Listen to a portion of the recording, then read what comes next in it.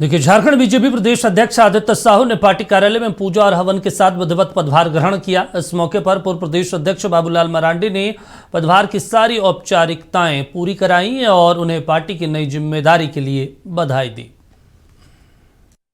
बसंत पंचमी के मौके पर पूजा और हवन के बाद आदित्य प्रसाद साहू ने झारखंड बीजेपी के प्रदेश अध्यक्ष का पदभार ग्रहण किया। क्योंकि मैं एक बूथ स्तर से निकला हुआ कार्यकर्ता हूँ, मंडल से लेकर के जिला से लेकर प्रदेश स्तर तक संगठन ने जो जिम्मेवारी सौंपा, मैंने कभी नहीं कहा कि मुझे ये पद दिया जाए।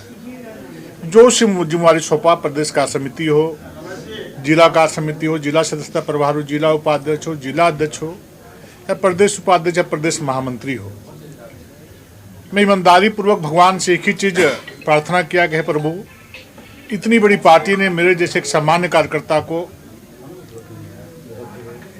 गांव में रहने वाला कार्यकर्ता को सौंपी हो, चाहे किसी स्तर पर हम कार्य किए हो, मैं ईश्वर से प्रार्थना कि प्रभु मुझे इतनी शक्ति, इतनी ताकत दो कि संगठन ने जो मुझ पर विश्वास और भरोसा किया है उस पर मैं खरा उतरने का काम करूं।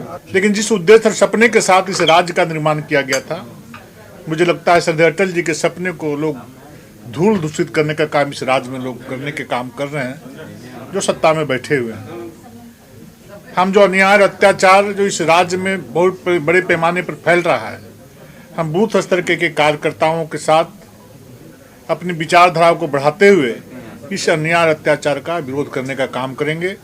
और मैं आज के दिन में हमारे सभी वरिष्ठ नेता सहित जिला, मंडल और बूथ स्तर के कार्यकर्ता के प्रति आभार प्रकट करता हूं कि मेरे जैसे बूथ का कार्यकर्ता आज प्रदेश अध्यक्ष का दायित्व का जिम्मेवारी माननीय प्रदेश अध्यक्ष, राष्ट्रीय नेतृत्व और सभी प्रदेश नेताओं ने सौंपा है। मैं उनके विश्वास और भरोसा पर खरा उतरने का प्रयास करूंगा। आदित्य साहू सिर्फ 17 साल के थे जब पार्टी के तौर पर बीजेपी 1980 में अस्तित्व में आई।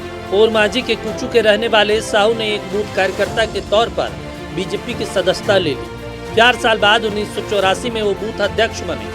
पार्टी में शामिल होने के 11 साल बाद 1991 में उन्हें ओरमांझी का मंडल महामंत्री बनाया गया। 19 साल पार्टी की सेवा करने के बाद वो साल 1999 में रांची के जिलाध्यक्ष बने और साल 2010 तक इस पद पर वो बने रहे। जिलाध्यक्ष के तौर पर उनके शानदार कामकाज को देखते हुए उन्हें साल 2010 में प्रदेश कार्य समिति का सदस्य बनाया गया।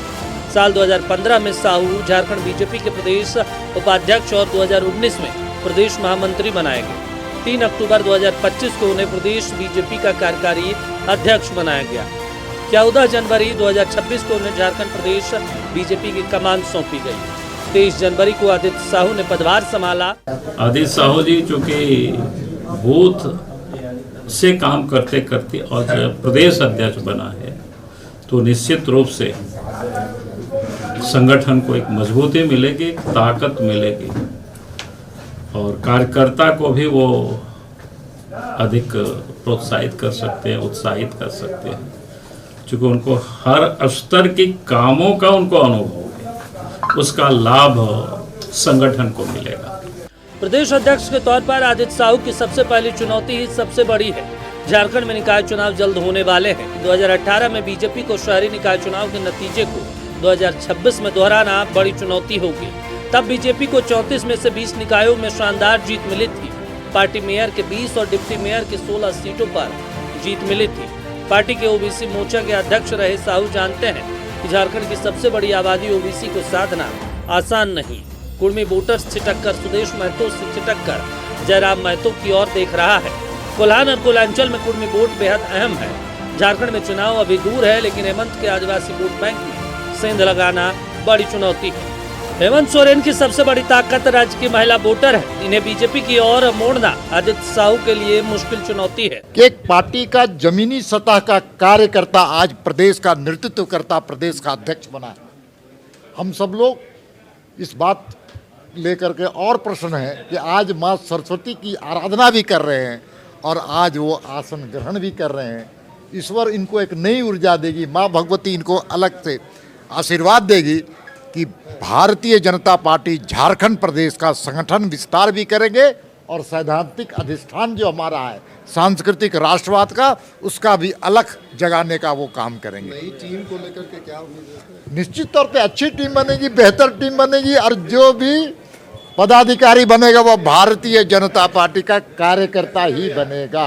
आदित्य साहू संगठन से आए हैं, इसलिए वो जानते हैं कि झारखंड में बीजेपी के संगठन को बूथ से मंडल और प्रदेश स्तर तक मजबूत बनाना कितनी बड़ी चुनौती है।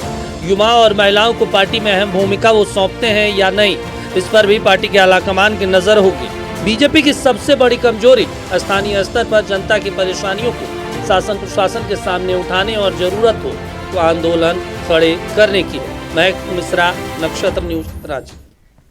चलिए, इस पर इनपुट एडिटर हमारे साथ नीलय जी हमारे साथ जुड़े हैं। नीलय जी, जिस तरीके से आदित्य साहू को आज पदभार दिया गया और उन्होंने पदभार ग्रहण भी किया, बीजेपी में उन्होंने अपनी उपलब्धियां भी गिनवाई किस तरीके से और चुनौतियां को भी उन्होंने बताया कि भाई हमने मंडल अध्यक्ष, बूथ अध्यक्ष होते हुए आज प्रदेश अध्यक्ष तक का कारवा जो है सफ़र वो तय किया। अगले अब 3-4 साल तक झारखंड में कोई चुनाव नहीं है, अगर नगर निकाय को छोड़ दिया जाए तो वो सर पे है। कितनी बड़ी चुनौतियां होंगी झारखंड जैसे प्रदेश में उनको संगठन को मजबूत करने का?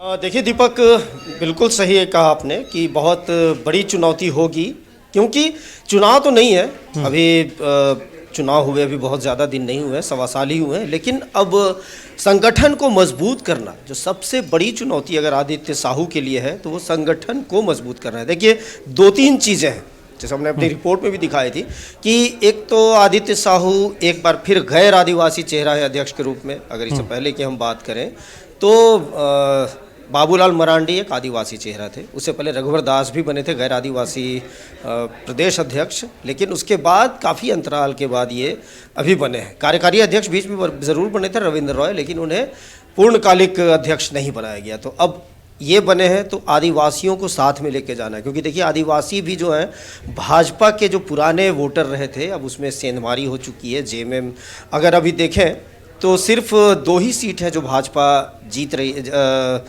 आदिवासी सीटों पर जीती है, जिसमें कि खुद बाबूलाल जी हैं, जबकि वो गैर आदिवासी सीट से जीते हैं, और एक चंपई सोरेन है।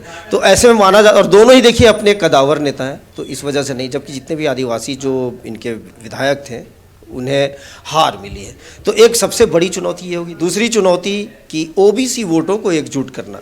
ओबीसी में देखिए ये खुद आते हैं, ओबीसी समुदाय से आते हैं, और जो कुर्मी वोटर्स हैं वे आजसू के पाले में चले गए थे और अब वो जयराम महतो के जो पक्ष में है, जो जेल केम जो है उसमें है, तो उनको भी वापस लाना, क्योंकि अभी पार्टी के पास कोई बहुत बड़ा कुर्मी नेता नज़र नहीं आ रहा है। आजसू ज़रूर इसकी सहयोगी दल है, लेकिन अगर अब आज बीजेपी की बात करें तो अपने खाते में या अपने दल में कोई बहुत बड़ा कुर्मी चेहरा इनके पास अभी तक, मैं फिर से बोल रहा हूँ, बहुत बड़ा चेहरा, कुछ चेहरे तो हैं ज़रूर, लेकिन एक जिसको जादुई चेहरा कहा जाता है वो चेहरा इनकी कमी है अभी। ओबीसी ग्रुप में देखिए आदित्य साहू अब एक चेहरा बन चुके हैं, राज्यसभा के सांसद भी रहे हैं और प्रदेश अध्यक्ष भी बने हैं।